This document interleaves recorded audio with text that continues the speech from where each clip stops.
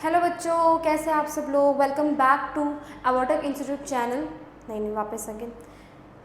Hello बच्चों लोग, कैसे आप सब लोग। वेलकम बैक टू अवॉटक इंस्टीट्यूट चैनल। मैं आपकी उस्मा खान आज आपको पार्ट 3 हिस्ट्री का वापस से कराने जा रही है। मैंने आपको प्रीवियस क्लास में बच्चों पार्ट 1 एंड पार्ट 2 ऑलरेडी करा दिया है। आज हमें स्टार्ट करना है पार्ट 3 बच्चों, और पार्ट 3 का नाम है the outbreak of the revolution. बच्चों, आउटब्रेक ऑफ द रिवॉल्यूशन मतलब कि इस टॉपिक में फ्रांस के लोगों ने जो प्लानिंग करी थी कि हमें किंग के खिलाफ क्या आवाज़ उठानी है, अब वो इस टॉपिक के अंदर फ्रांस के किंग आवाज़ उठाते हैं। और हम ये भी जानेंगे कि किस बंदे ने ये रूमर फैलाया था कि फ्रांस के राजा अपनी ही प्रजा को मारने के लिए सैनिकों को भेज रहे हैं। तो इस टॉपिक में बच्चों आज हम ये सीखेंगे कि किसने ये रूमर्स फैलाया था और लोगों ने अपना पहला क्रांति, अपना पहला रिवॉल्यूशन कैसे स्टार्ट किया।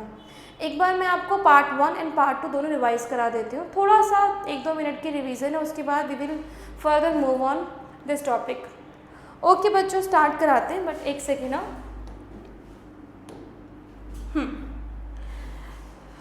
बच्चों, हम लोगों ने जब भी चैप्टर स्टार्ट किया तो मैंने आपको एक क्लाइमेक्स समझाया था कि फ्रांस के जो लोग थे, फ्रांस में एक सिटी है पेरिस के लोगों को एक रूमर फैला कि हमारे ही किंग जो लुई 16 थे वो सैनिकों को भेजकर हमें मरवाना चाह रहे हैं। अब हम सब लोग बच्चों डर गए, जितने भी फ्रांस के लोग थे काफ़ी ज़्यादा डर गए और वो लोग बैसेटाइल भागे, क्योंकि उनको ये था कि अगर फ्रांस का किंग हमें मारेगा, अगर हमारा किंग अगर हमें मारेगा तो हम भी उसे ईंट का जवाब ईंट से ही देंगे। अब मारने के लिए हमें हथियार चाहिए, और हथियार कहाँ था। उन्होंने सारी जगह पे ढूंढ लिया, कहीं से खबर आई कि हथियार बैसेटाइल के अंदर है। बैसेटाइल गई, वहाँ तोड़फोड़ हुई। ठीक है, तो ये था क्लाइमैक्स, इट मीन्स इंट्रोडक्शन, जो हम लोगों ने ऑलरेडी स्टार्ट किया हुआ था। अब लोगों के अंदर इतना गुस्सा कहाँ से आ गया कि लोगों ने एक रूमर की वजह से इतना बड़ा स्टेप लिया, इतना बड़ा लोगों ने मतलब लड़ाई करना शुरू कर दिया, वहाँ के जनरल को मार दिया। फिर हमने कहानी स्टार्ट करी पास्ट से बच्चों। पास्ट में हमने पढ़ा कि लुई 16 नाम का एक किंग था, जिसको 1794 में, मे बी यही डेट था, 1794 के आसपास उन्हें थ्रोन बनाया गया था, मतलब कि फ्रांस का नया किंग बनाया गया था। जो भी किंग बनता है उसके कुछ रिस्पॉन्सिबिलिटीज़ होती हैं अपनी पब्लिक के थ्रू, प्रजा के पास। वो रिस्पॉन्सिबिलिटी ये होती है कि आपको अपने प्रजा का ध्यान रखना है। ये बंदा बिल्कुल विपरीत टाइप का था। इस बंदे ने क्या किया बच्चों, इसने पूरा शाही खजाना, रॉयल ट्रेजरी सब ख़त्म कर दिया अपने ऊपर, अपनी वाइफ मारिया एंटोनिएट के ऊपर, और कुछ 13 कॉलोनियों को उसने पैसे दे दिए।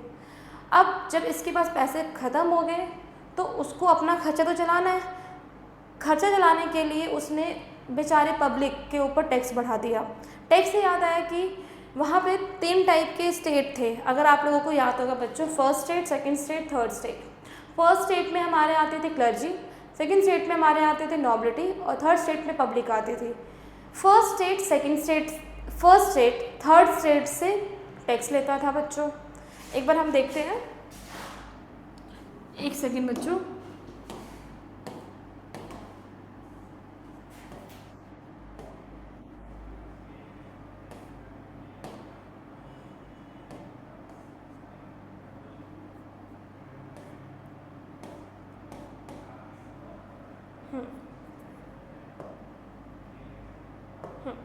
बच्चों ये रहा, मैंने आपको समझाया था कि फर्स्ट स्टेट जब थर्ड स्टेट से टैक्स लेता था धर्म के नाम पर, उसे हम टाइथ कहते थे, और सेकंड स्टेट थर्ड स्टेट से भी टैक्स लेता था, उसे हम टाइल कहते थे।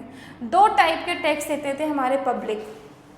अब आप बच्चों ये चीज़ समझो कि आप 2 टाइप के टैक्स ले रहे हैं, फर्स्ट स्टेट थर्ड स्टेट से ले रहा है, सेकंड स्टेट भी थर्ड स्टेट से ले रहा है। नहीं तो नाइंसाफ़ी हुई ना, क्योंकि फर्स्ट स्टेट और सेकंड स्टेट को टैक्स देने की ज़रूरत नहीं थी, they are free from taxes, उनको टैक्स देने की ज़रूरत नहीं होती थी।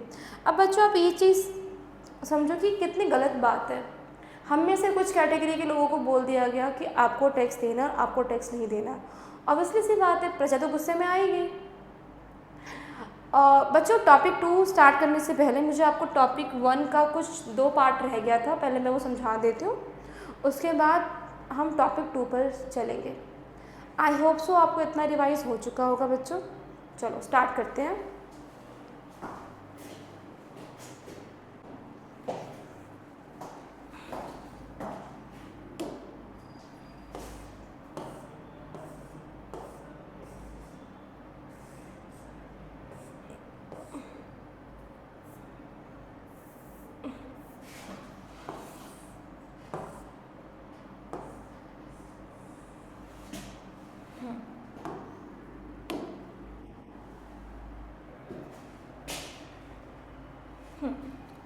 बच्चों, मैंने आप लोगों को बच्चों स्टार्ट करते हैं हम लोग नहीं बच्चों, चलो क्लास स्टार्ट करते हैं। अब मैंने आपको रिवीजन करा दिया है, अब हम स्टार्ट करने जा रहे हैं। बच्चों, हम लोगों ने टॉपिक 1 में पढ़ लिया था कि किंग कैसा था, किंग की कौन वाइफ थी, किंग ने क्या क्या किया।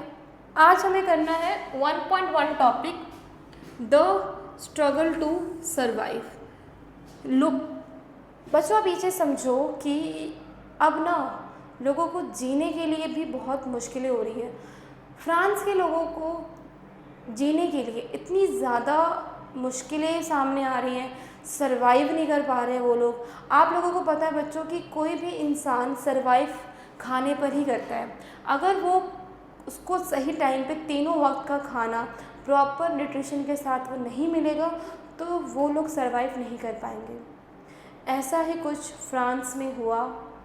क्या हुआ? Let's see. The population of France rose from about 23 million इन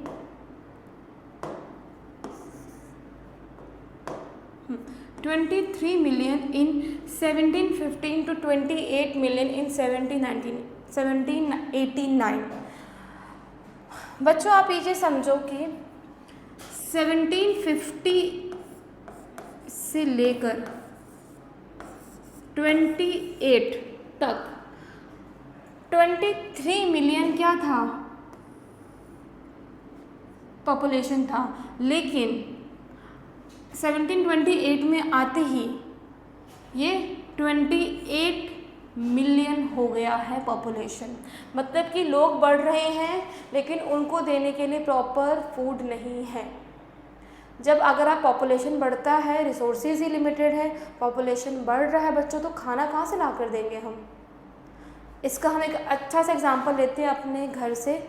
अगर हमारे फादर की अर्निंग सिर्फ 5 लोगों को खिलाने की है, अगर हमारे घर में 6 बच्चा पैदा हो जाएगा, 6 बच्चा, तो उसके लिए कहाँ से लेकर आएंगे? क्योंकि अर्निंग तो पापा की 5 बच्चों की है कमाने की, लेकिन 6th बच्चा कहाँ से उसको खिलाएंगे पिलाएंगे, उसके एजुकेशन का तो मुश्किल हो जाएगा ना।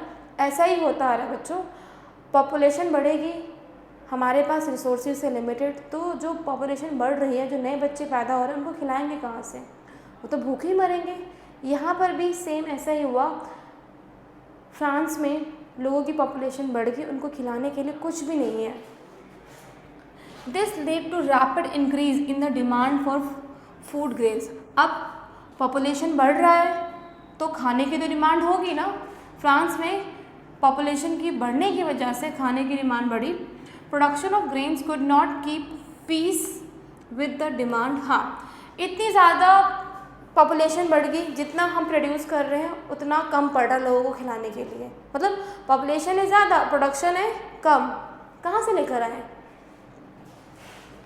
So the price of the bread, which was the staple diet of the majority, rose rapidly. Yes बच्चे, सप्लाई कम, डिमांड ज़्यादा। चीज़ें क्या होती हैं? महंगी होती है।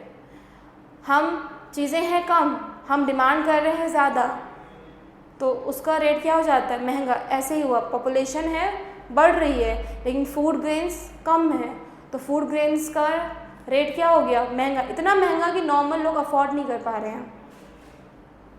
Most worker were employed as the labour in workshops whose owner fixed their wages, but wages did not keep pace with the rise in prices. बच्चों इसमें से क्वेश्चन आ सकता है, ध्यान से पढ़ना।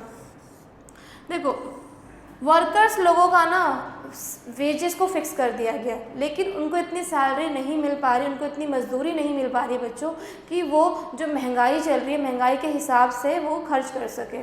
आप खुद सोचो, आपके फादर महीने का 20,000 कमाते हैं और घर का खर्चा ही कितना है 30,000 खाने पीने का, मतलब महंगाई बढ़ रही है। तो क्या पापा 20,000 के पैसों से 30,000 का खर्चा बियर कर पाएंगे? नहीं बियर कर पाएंगे ना बच्चों। तो